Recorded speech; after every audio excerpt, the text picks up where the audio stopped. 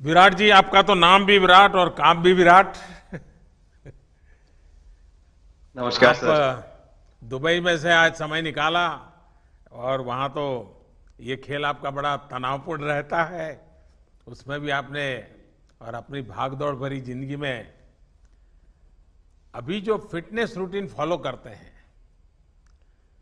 मैं जरूर चाहूंगा, देश भी जानना चाहेगा, क्योंकि नौजवान आपको आपकी हर गतिविधि को देखता है, ये आपको कैसे मदद करता है।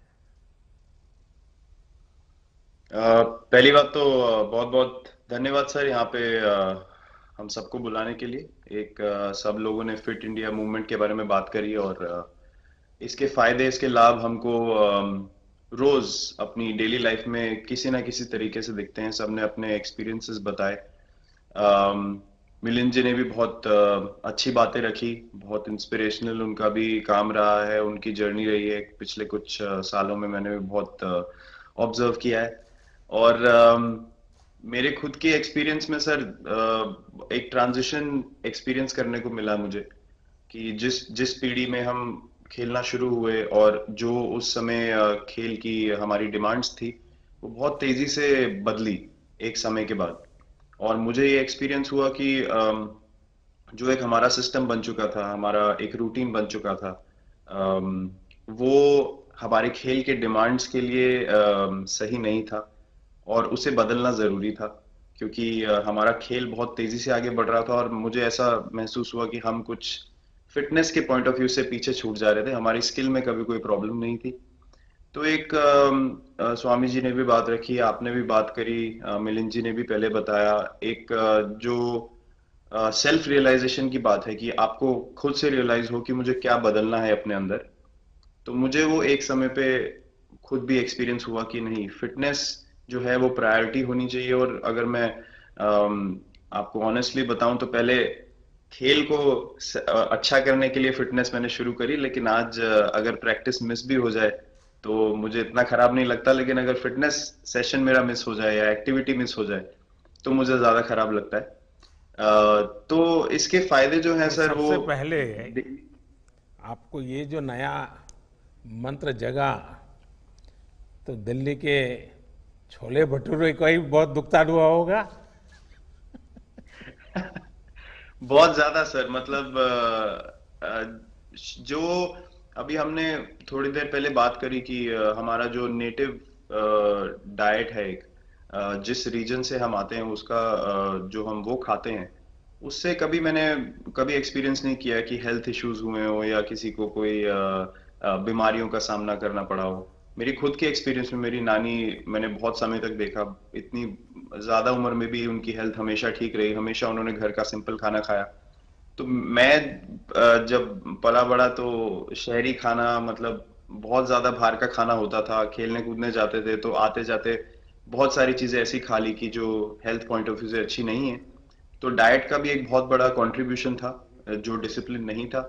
तो वो फिटनेस, फिजिकल फिटनेस और डाइट दोनों चेंज करना पड़ा सर। उस उसकी वजह से ही चेंजेस आने शुरू हुए। और मैं इस चीज से इसलिए रिलेट कर पाता हूँ क्योंकि जैसे हमारे खेल में चेंजेस आए, आज की लाइफ की भी डिमांड्स बहुत ज्यादा हो गई हैं, बहुत हेक्टिक हो गई है लाइफ। तो अगर हम अपनी फिटनेस को उस पेस के साथ नहीं रखेंगे, सिंक में नहीं रखेंगे, तो हम पीछे छूटते चले जाएंगे। तो अगर हम लोग अपनी फिटनेस को नहीं इंप्रूव करते तो हमारे खेल में भी आज हम बहुत पीछे छूटते चले जाते। क्योंकि आप सिर्फ अपनी स्किल पे डिपेंड नहीं कर सकते। आपका जो मेंटल स्ट्रेंथ है, वो आपका शरीर कितना तंदुरुस्त है और आपका दिमाग कितना तंदुरुस्त है, उस दोनों का एक कॉम्बिनेशन साथ में चलता है। तो अगर मेरा शरीर सपोर्ट नहीं कर रहा है जो मेरा दिमाग सोच रहा है, तो मैं जो करना चाहता हूँ मैं नहीं कर पाऊंगा। तो आपके मुझे छोटे सामने छोटे कैलोरी चेंजेस। कम करने का भी तो चैलेंज रहता होगा और इतना बड़ा काम करने का भी चैलेंज रहता होगा। उसको कैसे हैंडल करते हैं। सर मैंने अभी जो अपने अनुभव में मैंने ये चीज एक्सपीरियंस करी है वो ये है कि खाने के बीच में समय देना बहुत जरूरी है।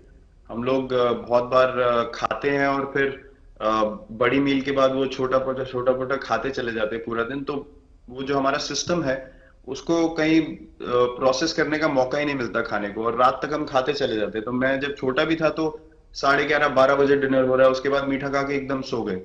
कुछ एक्टिविटी नहीं, कुछ उसके बाद वॉक नहीं। तो आई थिंक ये छोटी छोटी चीजें जो है जो बहुत मैटर करती हैं कि आप अपने अंदर के सिस्टम को भी कितना समय दे रहे हैं उस खाने को प्रोसेस करने के लिए जो आप खा रहे हैं। तो उसके लिए अवेयरनेस बहुत जरूरी है कि आप किस वजह से कर रहे हैं। आप अपने आप को ओवरऑल फिट रखने के लिए कर रहे हैं या फिर सिर्फ वेट लॉस के लिए कर रहे हैं, जैसे अभी रुजुता जी ने बोला। तो प्रायोरिटी बहुत जरूरी है अपने दिमाग में कि आप आपकी इंटेंशन ठीक होनी चाहिए, फिर अकॉर्डिंगली आपके रिजल्ट्स भी वैसे ही आएंगे बाहर।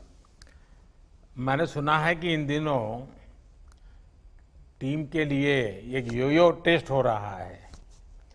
क्या ये कैप्टन को भी ये योयो टेस्ट करवाना पड़ता है कि आपको छुट्टी होती है? और योयो टेस्ट होता क्या है, क्या क्या क्या करना पड़ता है?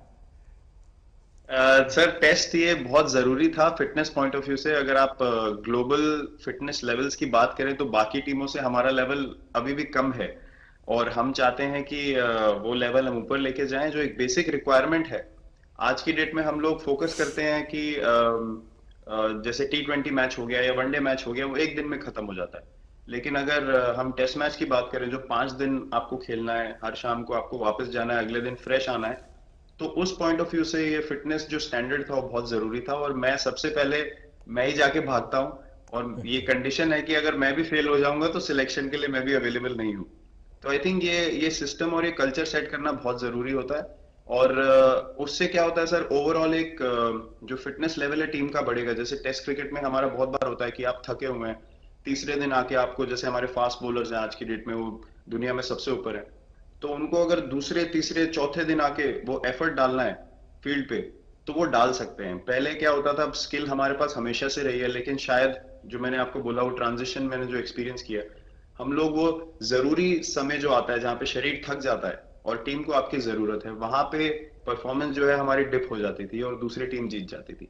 आज की डेट में हमारी फिटनेस की वजह से हम वो जरूरी समय में उस चीज को कैपिटलाइज कर पा रहे हैं और हमारे रिजल्ट्स उसी तरीके से आ रहे हैं। तो एक एक sir benchmark I think elite sports में होना जरूरी है, उससे एक फिटनेस विराट कल्चर जी, बना। मैं देख रहा हूं कि आपका टाइम मैनेजमेंट तो है ही है, लेकिन फिर भी आपकी एक्टिविटी इतनी नजर आती है ना, मैं भी कभी कभी फॉलो करता हूं। कभी थकान नहीं लगती क्या आपको? सर, थकान, अगर मैं ऑनेस्टली आपको बोलूं, थकान हर किसी को होती है। अगर आप फिजिकल एफर्ट करेंगे तो थकान होगी, लेकिन अगर आपका लाइफस्टाइल अच्छा है, अगर आप खा अच्छा रहे हैं, अगर आप फिटनेस रेगुलरली कर रहे हैं, आपकी रिकवरी अच्छी है, तो आपकी स्लीप अच्छी है, स्लीप पैटर्न्स अच्छे हैं, तो आपकी रिकवरी तेज होगी। तो अगर मैं थक रहा हूं और 1 मिनट में मैं दोबारा रेडी हो जा रहा हूं, तो वो मेरा प्लस पॉइंट है। तो आई थिंक वो मैंने एक चीज एक्सपीरियंस करी जो बहुत जरूरी हो जाती है। आपका ओवरऑल लाइफस्टाइल कैसा है उसके ऊपर बहुत डिपेंड करता है। विराट जी, बहुत अच्छा लगा मुझे, और मैं आपको, अनुष्का जी को और आपके दोनों के परिवार को निकट भविष्य की शुभ घड़ी के लिए बहुत बहुत शुभकामनाएं देता हूं। धन्यवाद sir, thank you so much.